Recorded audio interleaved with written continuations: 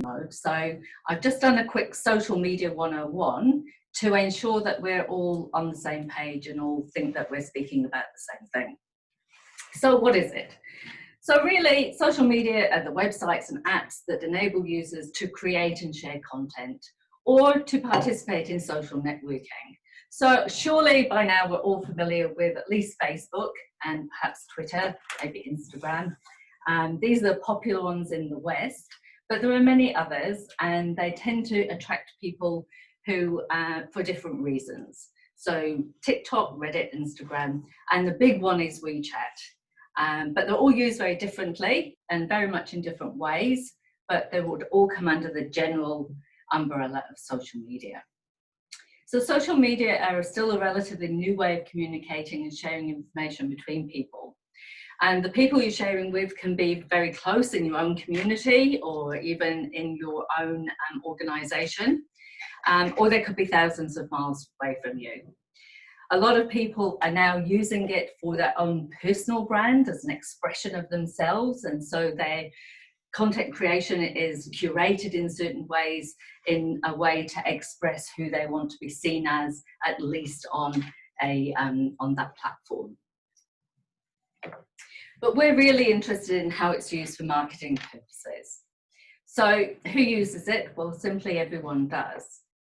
If brands aren't on social media, then they're not visible to a huge chunk of their potential audience. More and more of us are avoiding TV and magazines. Those of us who do have TVs probably watch Netflix or other streaming services. If we do record, we then skip through the ads. So we're not getting the same attention to advertising as we did traditionally. And more people are spending more and more time online.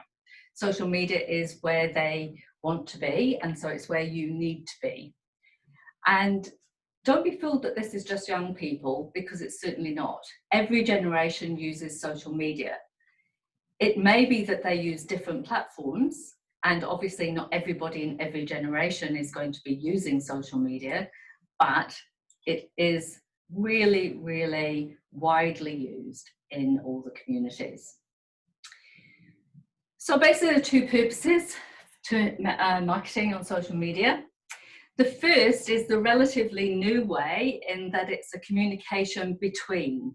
So it isn't just a brand or an industry talking to consumers, it's actually a two-way conversation.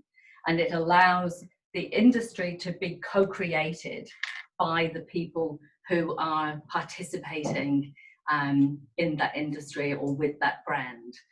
We see this at the basic level in things like reviews.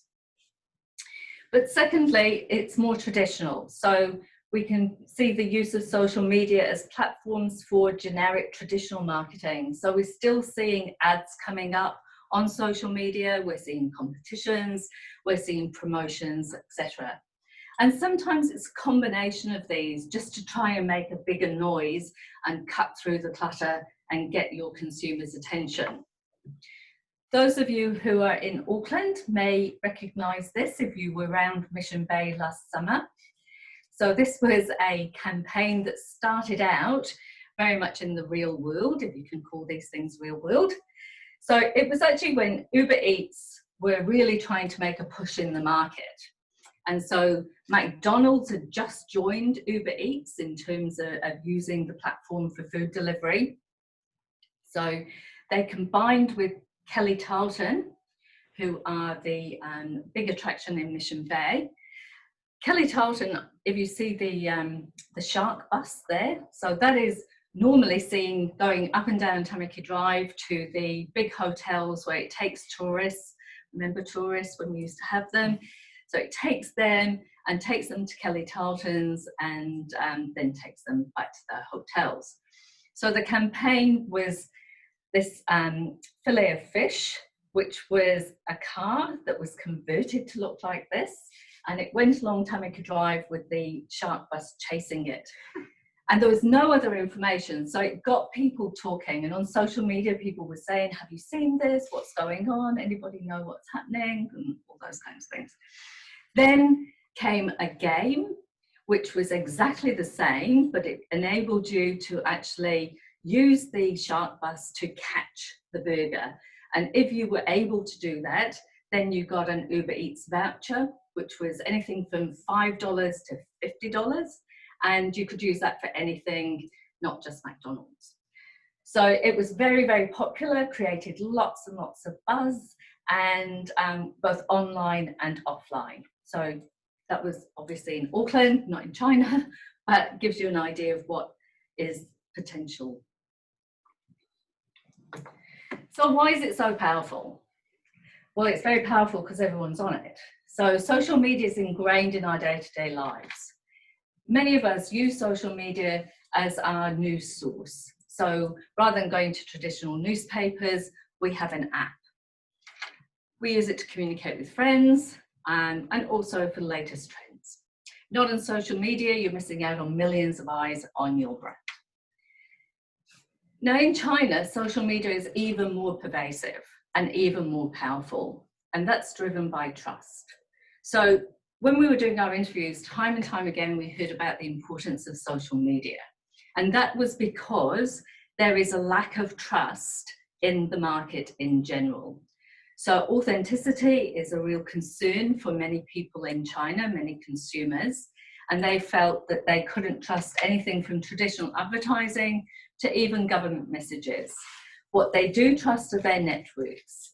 And if their network includes an app, then that's where they go for their information. If your brand is part of that app, they are more likely to trust you.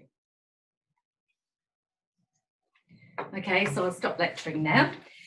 This is China's Chat 2019, which is where Ivy and I were very fortunate to go to. So basically it's a 2-day conference.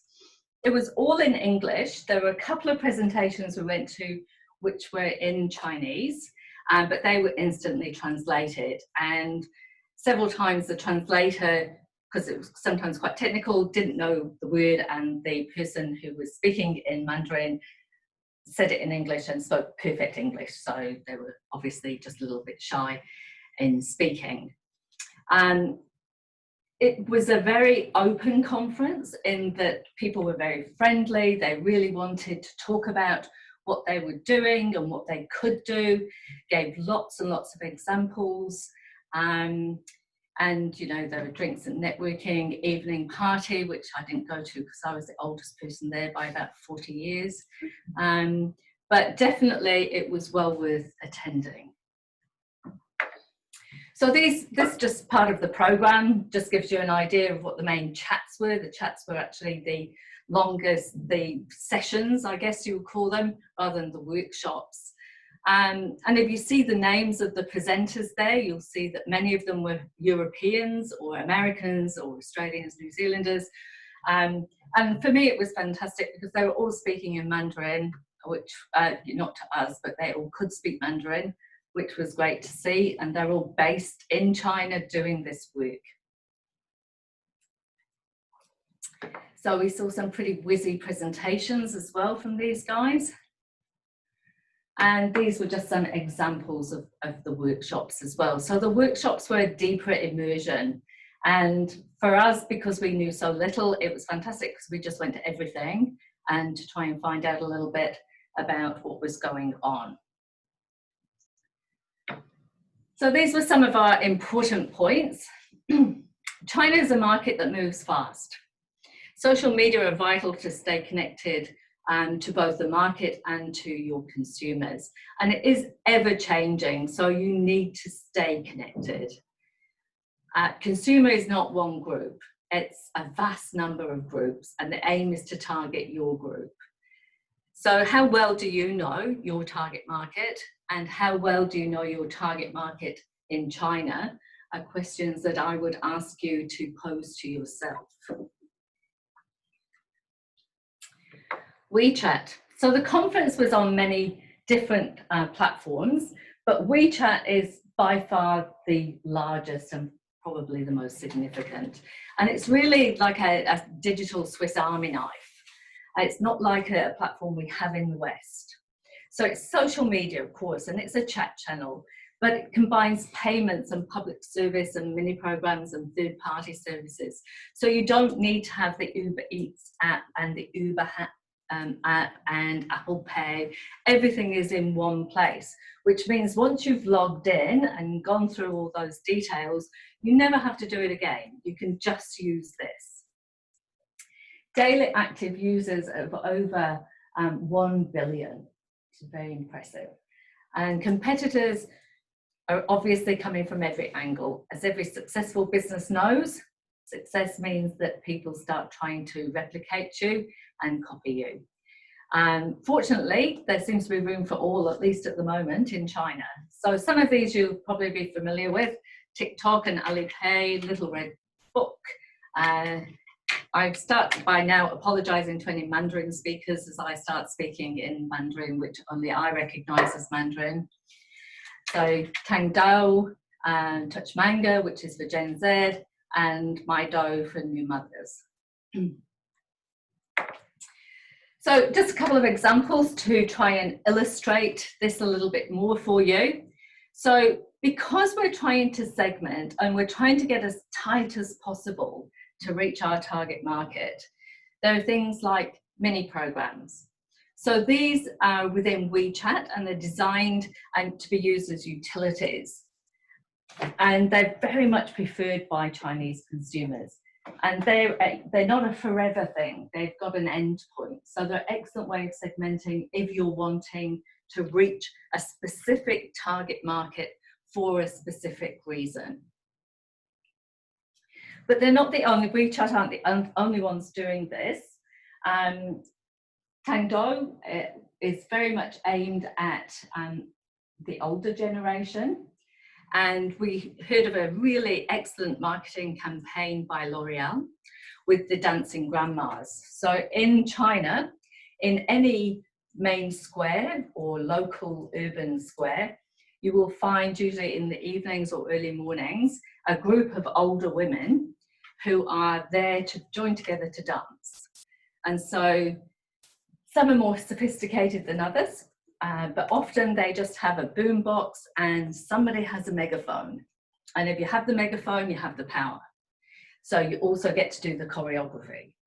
And some are better than others, but you have the power with the megaphone. So what L'Oreal did was they came up with they had a product for hair. And they said to, over their social media, they said to their people, right, what we need you to do is design or choreograph a dance routine. There will be a prize at the end of it. It can be anything at all, but it must contain one movement. And they had their hair product, which was in a can, and you had to go shake, shake, spray, because it was to cover up the grey hairs. So some of us could have done with that during lockdown. So this created huge excitement. So this was all on social media to start with, and the competition was fierce amongst these women. So it quickly went viral, and then the mainstream media got in, and by the time it came to the finals, most of China was tuned in to see what was going on and who was going to win. People had their own teams that they were supporting, and it got very exciting. And the winner won product. So pretty cheap marketing with massive, massive bang for your buck. So this was the lady who was telling us all about the dancing grandmas and the L'Oreal campaign.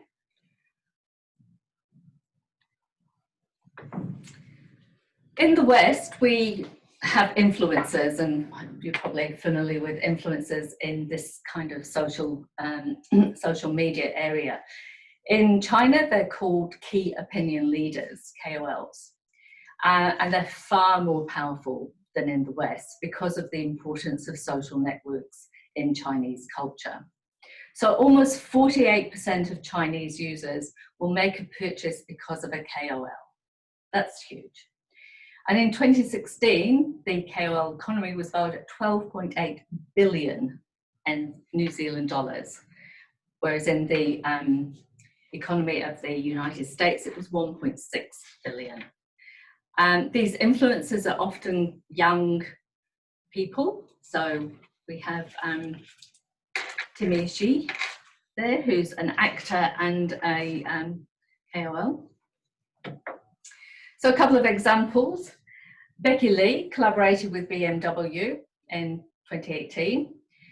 BMW made 100 exclusive cars in China in collaboration with Becky. And she made a post about this limited merchandise. So the hype was, you know, that only 100 people would be able to get these cars. And as a result, these cars sold for $39,000 US for each one, and they were all gone in under 4 minutes. Then there's this guy who is a chap who sells lipsticks. And he is perhaps the most trusted lipstick person in all of China. And he rose to prominence when he tried on over 300 lipsticks in a 7-hour live stream. And look how much he earned.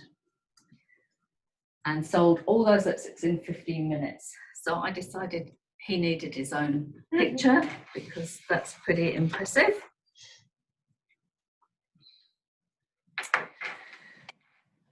But generally, KOLs are mostly associated with the luxury brands.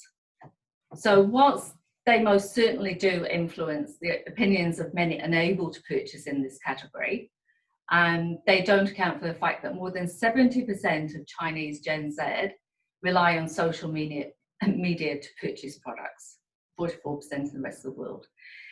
And what that really means is that other than, you know, repeat purchases or habitual purchases of fast-moving consumer goods, Gen Z are looking to social media for guidance on all of their purchases.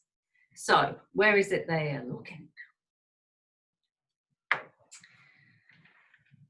Some consumers are starting to feel less swayed by these key opinion leaders. Consumers feel that they're being paid, so surely this is just another form of advertising. And then there's been a few scandals because most of these people are very young and they've made a lot of money really fast. So what could go wrong? So there's been scandals about fake fans. So you've got 5 million followers, but of those, how many million are actually bots? And that's been a real problem for some. Tax evasion, affairs. As ever, when you're associating with an influencer, you need to choose with care. Because whatever they do in their personal life has got the potential to impact and perhaps negatively impact on your brand. So we're starting to see a rise in these key opinion consumers. And these are unpaid consumers. Therefore, their opinion is considered more authentic than the opinion of someone who is paid, like a KOL. They do need to be relatable and trustworthy to your target market. So it is no use if you are trying to sell to the dancing grandmas being represented by someone who's 25 years old. And equally, you don't want to be using someone who's 60 years old to try to influence a 22-year-old. Now, some seeding definitely happens. This is where product is actually placed into the community and a buzz is made, and then it's actually quite scarce and hard to come by, and then the market is, if not flooded, it's made more available so that we get some quick purchasing going on. We also learned about new retail, which is a consumer-centric, data-driven form of retail. So there's scannable in-store items. So what this means is that you can, using the app on your phone, you can purchase something, I'm just picking up a water glass, and scan it. So you can scan it and purchase it. So you're not scanning it to find out what price it is. You scan it, you bought it. You walk out of the store with it. There are smart mirrors. So I tried one of these. So you, in a cosmetic shop, so you walk up to the mirror and there's a whole array of lipstick colours, and you can press on the lipstick colour, and in the mirror, the lipstick colour appears on your on your lips. It was interesting. There's facial recognition, which is common for fast food ordering. So this is a little bit like if you go to your favorite cafe every morning, perhaps you don't even say, I'd like a flat white. They know what you want, they recognize you. Well, this is the same, but it's a machine. In-store traffic heat maps, these really show where traffic in your store goes. Does no one go over to the right? Does everybody go this way around? How does this, and how can you make better use of your spaces? 3D foot scanners, never get an ill-fitting shoe again. And this visual commerce, which is live streaming from store to social. So again, that online, offline mix. So our take homes from the conference. We were there in September last year, which seems so long ago now because so much has happened. But back then, as I'm sure it is now, Shanghai was still very beautiful. We went to a social media conference where we were told all about online, but we were still given offline stuff, even though we were told that if we went to the website, it was all online as well. And one of us got a permanent souvenir from our trip. So not really. Here's us, well, yes, really, but these are our real summary points. Really wouldn't recommend that you try to do social media alone in China. It's just too complicated. But there are many experts who can help you. The better able you are to clearly identify your target market, the better able you are to target your social media. If you truly understand your target market, you will then be able to identify which platforms they use, how they use them, why they use them. And that'll better able you to put the right messages that will attract attention and behavior. If you have several target markets for the same product, you need to think carefully about what the drivers are for each of them. And then target separately. Don't do blanket campaigns. They will be completely lost. You may as well just set fire to your money. Consumers are very specific about the social media that they follow. So you need to be very specific about who your consumer is. Okay, so digital marketing in China is something that every business needs to be aware of. But understanding the Chinese consumer is key, especially your Chinese consumer. Without that, knowing the trends is completely meaningless. Okay, thank you. I will now hand you back to Tracy.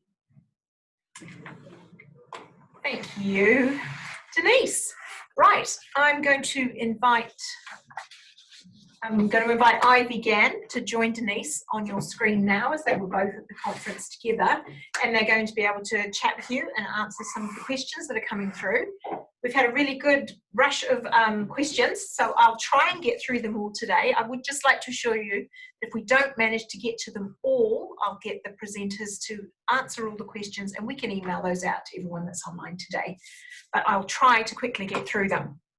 I've got a very important one from Nicole here about the lipstick colours. How did that work? How did they look visually?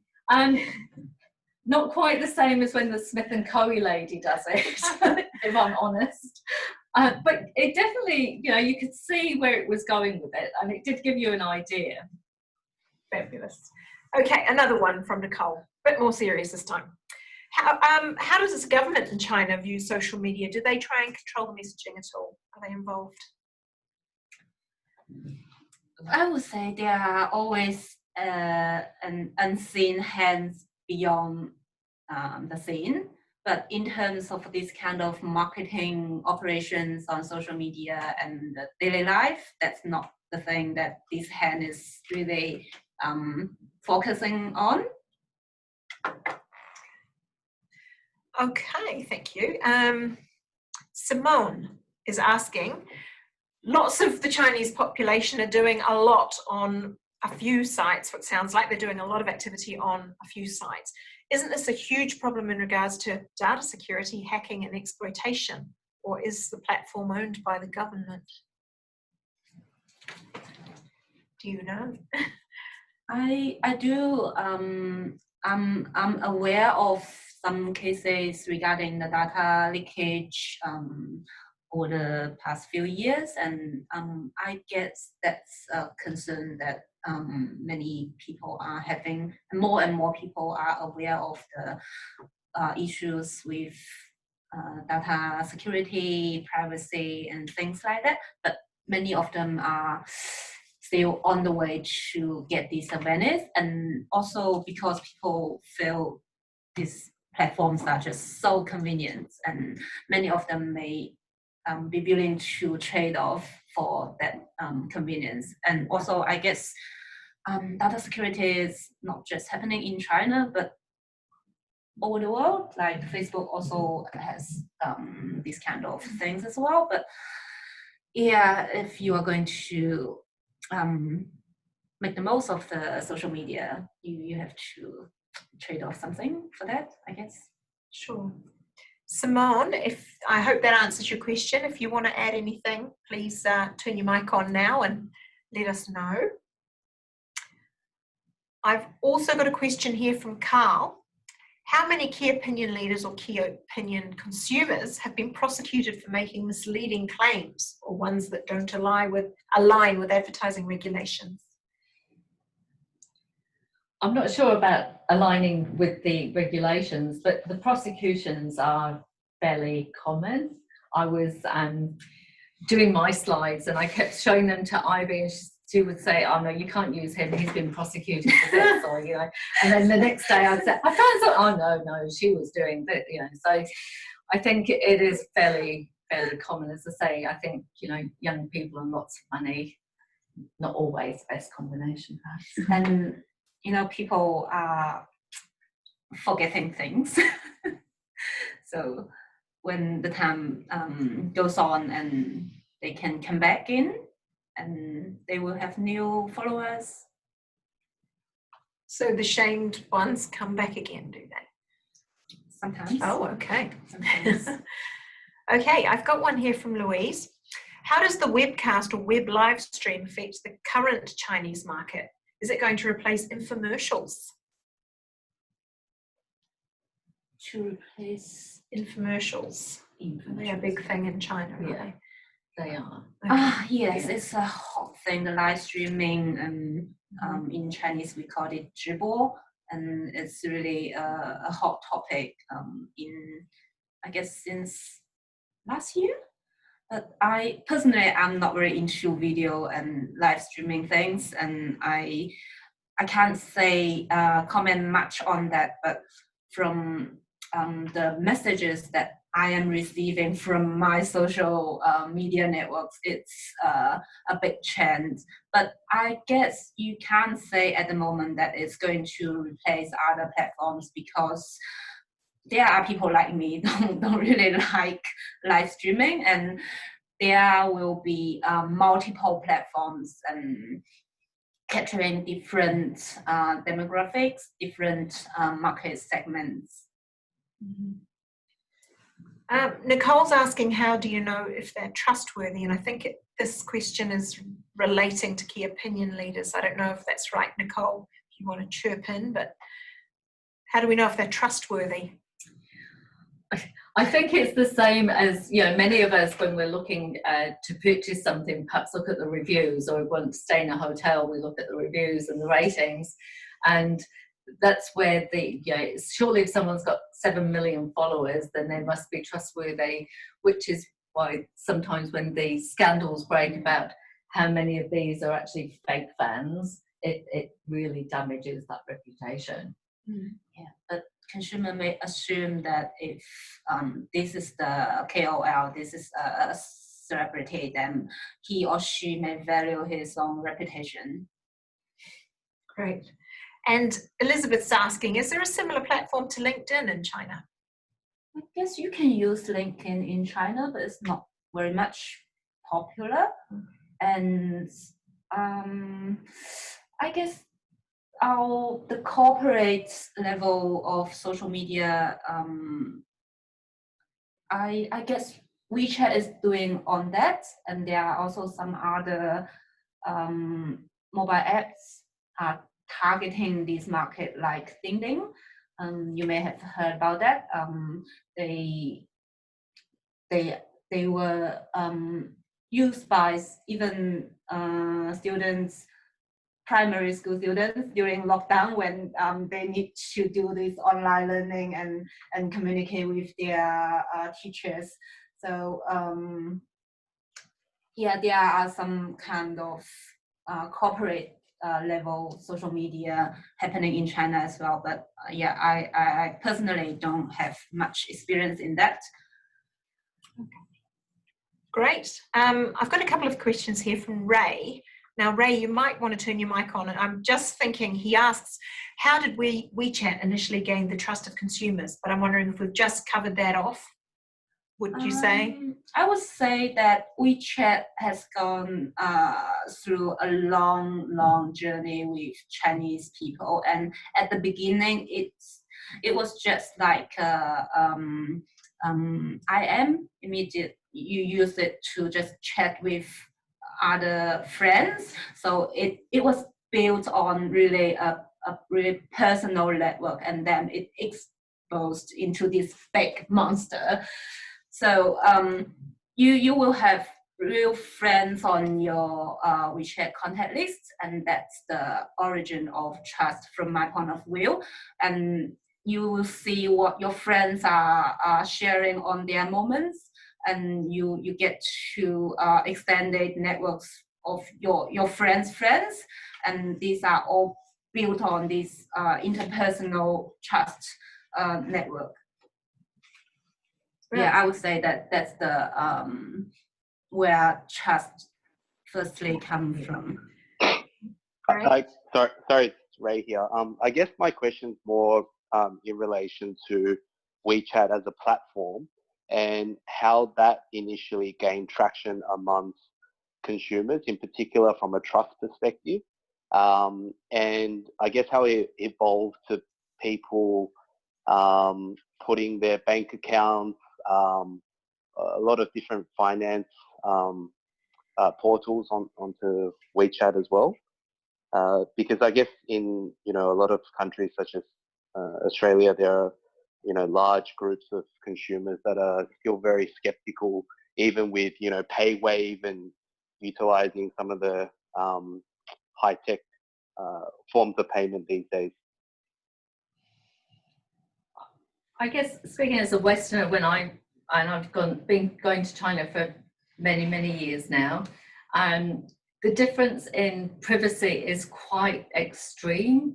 I think in many ways it's much more a trusting society in that way, but it is a non-trusting society in many other ways. So that's why what we would traditionally call word of mouth is now a social network on an app. So I know Ivy, so I really trust Ivy. Let's say I don't know Tracy, but Ivy knows Tracy, but I still don't trust Tracy until we've had a full introduction. So I think that it did migrate, those really tight social relationships did migrate slowly onto this platform. But I think putting in your bank account and things like that was a real cultural difference. I guess in terms of that, Chinese people are quite open to the these kind of new technologies, and if you see all your friends are using it and you experience how convenient it is, then you may want to use it, and then based on your own experience, then you build up the confidence that yes, I can keep using this service. So, yeah, thanks. So, sorry, do you know how long WeChat has been around in China? More than about 10 years, I guess. Almost 10 years. Okay, thanks. I'll just read out Ray's next question. It's a little bit about differences in demographics. Does social media usage and effectiveness differ across different tiered cities in China? I'm not sure that we know the answer to that. No, we don't have figures on that. We don't have figures, no. Sorry, Ray, we can't answer that one. But I guess there may be lots of. Okay, all good. Okay. Where do I start finding an expert to help me with building my social media presence in China? And is it expensive? I think that there are many experts that you can find. We couldn't recommend any because we've not worked with any. Anybody who's familiar with China Skinny, that may be a good place to start. That's it, which is it's Mark. Yes, Mark. Mark from China Skinny, who's a New Zealander, but he's a really good place to start in terms of getting some recommendations that would come with a lot more. Mark Tanner, thank you, Joanne, who would be able to give more recommendations based on knowledge of the work that they've done, rather than just meeting them and saying hello, which is the best that we've done. Is it expensive? Yes, because marketing is expensive, and but it would be something that you would, the tighter you know what you want when you go to talk to someone, the better bang for your buck you're going to get. Okay. Is there a platform that is any more relevant to health and diet than any of the others? Again, I think that's something that really screens target down. So that's too broad. I would want to know, if I was doing your marketing, I would want to know what you were selling. I'd want to know who you were selling it to, what your unique selling proposition is, and all of those things. Because the more tightly you can define these things, the better able we are to find the sweet spot point for you. Yeah. And even for these social media platforms like WeChat, you can do lots of segmentation within WeChat, and that's why they come up with like mini programs and these kind of things, tools that you can use, and you build up your own official accounts, and then you attract your own consumers to interact with you. And like the other one, the Little Red Box is more targeting at young females, so this may be a good platform for cosmetics, fashion stuff, also health and food, these kind of things. But again, even within the Little Red Book, you still can find which like KOLs are more fitting into my positioning of my products, things like that. Yeah. Great. Thank you. And that's covered the final question I had on the chat, which was about assuming that I have not identified who my target market is yet. How do I do this? So I think you've answered that fully. Thank you. Well, at this point, I've gone through all of the questions that have been written into the chat. So if anybody has anything additional they would like to ask our panel now, feel free to turn your mic on and direct your questions to Denise or Ivy. Or don't forget, we've got Joanne Todd online as well, if you've got any particular questions about the overarching high value nutrition program. Go. No, quite often the way. Okay, that's good. We've been going for 45 minutes, so I will start to wrap up now. If I just get Ivy to move my slide. So with this particular presentation, we don't have a full report as we've had previously with our gut health, metabolic health, and Chinese doctors' attitudes. So we have been recording all of these webinar sessions. So what I've agreed with the team at High Value Nutrition is that next week I will put all of these links onto the High Value Nutrition YouTube channel. So you can grab those and have a closer look at them and rewatch them and that sort of thing at your leisure. If you have any questions, of course, there's my details. So you can direct them back to me and I'll send them off to the right person. And then just finally, this has been a new format for us, obviously necessitated through COVID restrictions on travel and so forth, to deliver these workshops as a webinar rather than what we usually do, which is a face-to-face workshop which lasts about a day and is typically just in the main centre. So I'm going to send out a little survey just to get a feel for how you've found this experience, whether it's something that could potentially replace the full-blown workshops or work alongside them or enhance what we're already offering. So please just take a few minutes to complete that. I'll send that out in the next couple of days. Other than that, thank you very much for attending, and I hope to see you all at a future High Value Nutrition event. Take care. Thank you. Bye. Thanks, everyone. See you.